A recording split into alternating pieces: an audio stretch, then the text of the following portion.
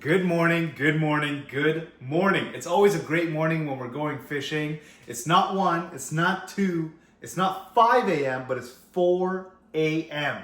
right now. I've been up for about half an hour. I'm obviously amped up, I'm psyched, I'm excited for a great day. For those of you that might not believe it is at that time, I'm going to show you in just a second here on my car as we hit the road. But as you can see behind me, the car is all packed up. I get that done the day before. I spend a couple hours rigging all my gear, packing the car, preparing everything so it's good to go, so I can maximize on my sleep and minimize what I have to do today, which is typically wake up, wash my face, get dressed, brew a coffee, and hit the road. So that's all done. I'm ready to get on the road for a phenomenal day. The weather's gonna be amazing. It looks like it's gonna be sunny. I'm hoping we're gonna get in some beautiful, beautiful salmon, Pacific salmon, which are spring, coho, maybe some nice odd pinks. But regardless, there's one thing that's missing that's not gonna make this the most phenomenal day out there.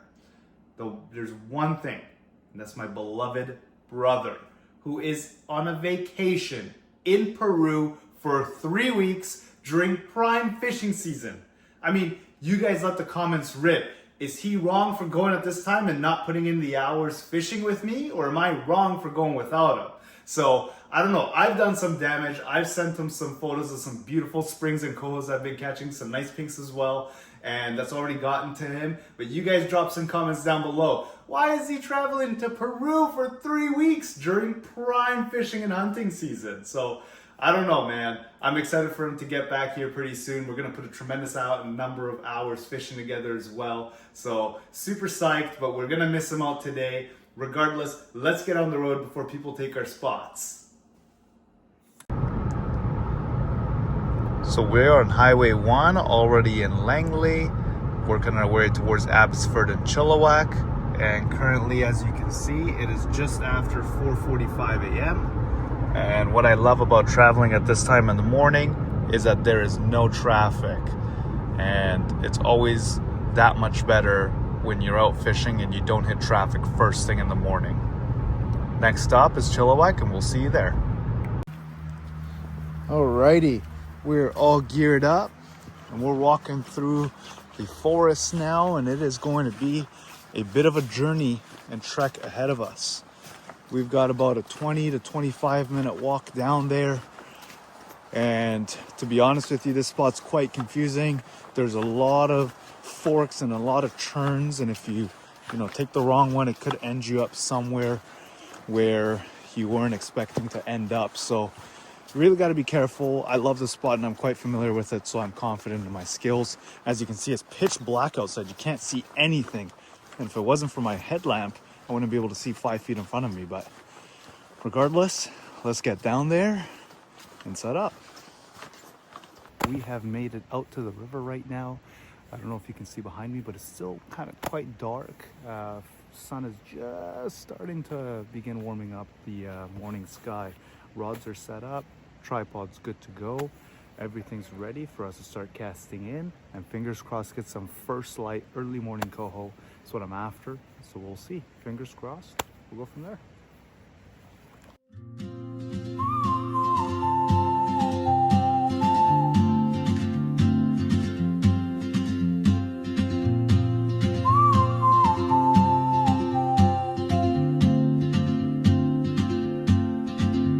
She moves like a map with no borders, a whisper caught in the wind. I see her boots at the corner cafe, with a notebook and a grin. She's chasing skies I've never named, while I stay in my lane. But something in the way she moves keeps pulling at my chain. Oh, traveler, you carry the sun in your stride, leaving behind Beautiful pink, light pink lead. Some more fish activity.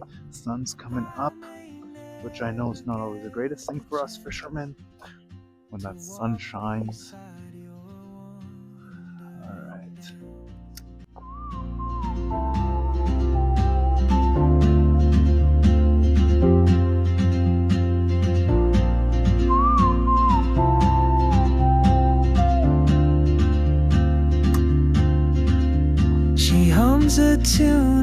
never heard, in languages I can't speak. She writes down cities on her wrist, and dreams she'll never keep. I sip my coffee, miss my cue, still anchored by my fear. But time rolls on like open roads, and soon she won't be here.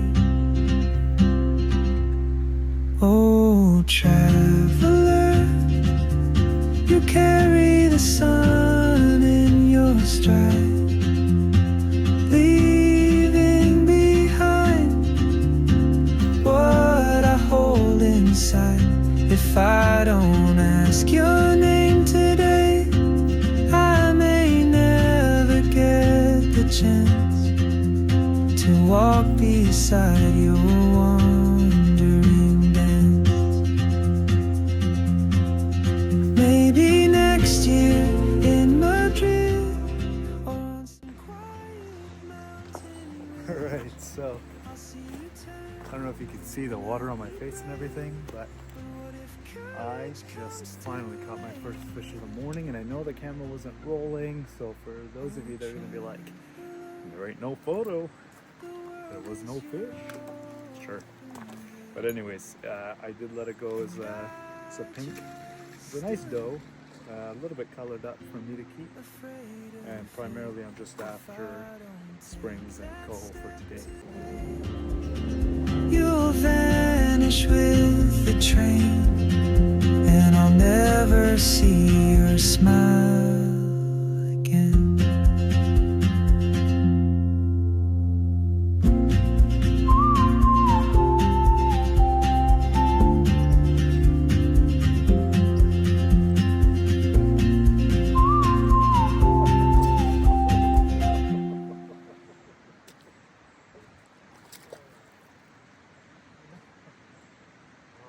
Now the bite's turning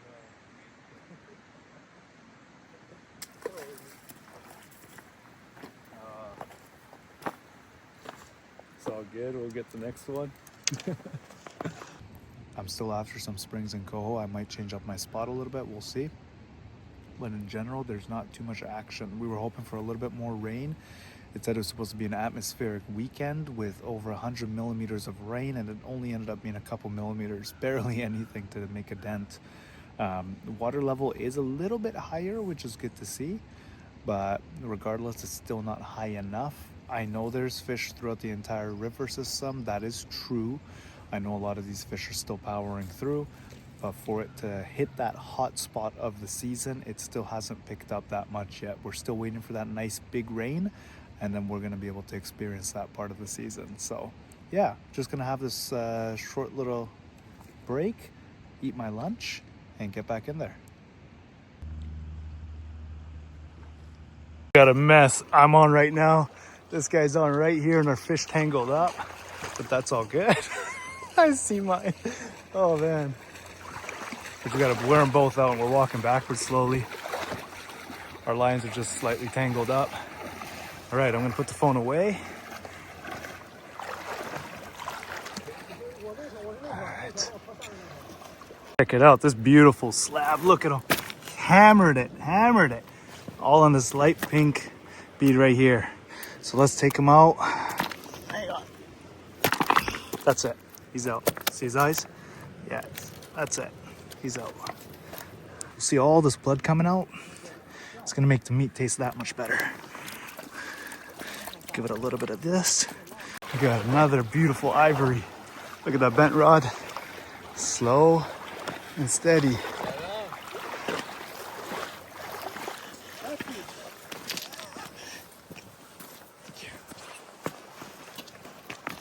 Slow and steady.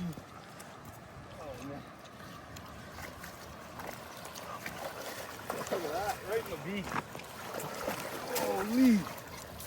Nice. Look at that beauty. Holy, that's what we call a slab. Oh my God.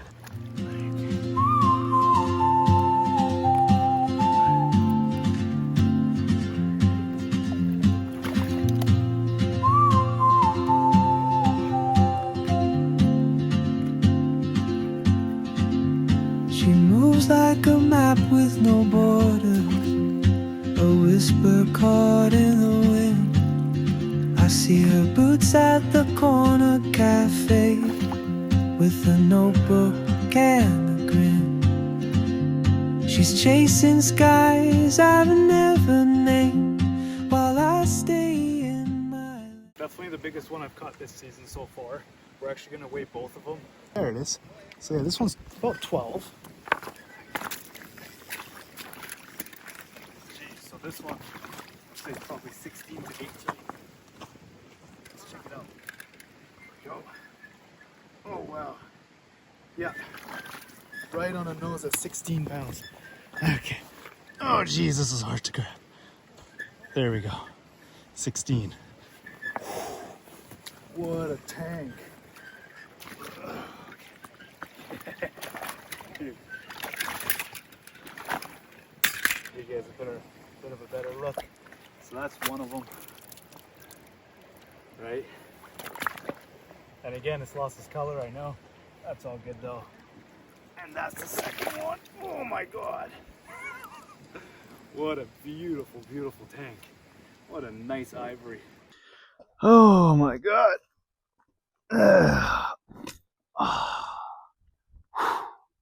What a great day. What a great day, you know. It's days like this that really make me, you know, just appreciate what we have. Seriously, you know.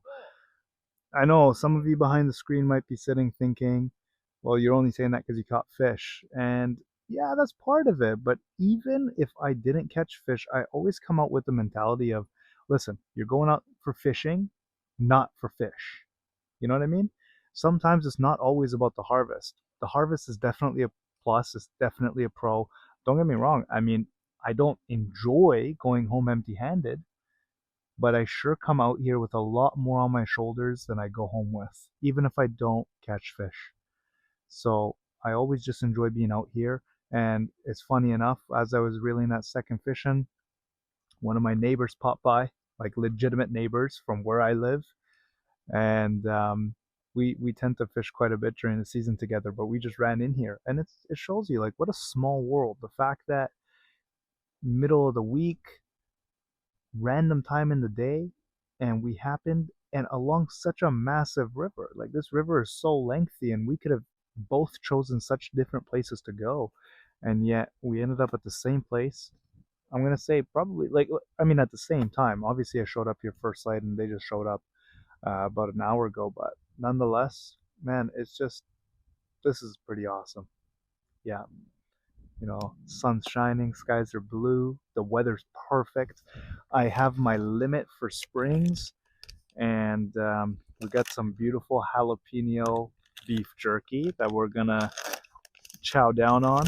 And you know, actually, I grabbed this earlier, way earlier in the morning when I took my first break, and I'm like, starting to feel hungry. My back was hurting because I wasn't catching fish, right? And I put it back and I said, you know what? This can be my reward for if and when I catch some beautiful springs or coho. And in this situation, got some nice springs. So cheers.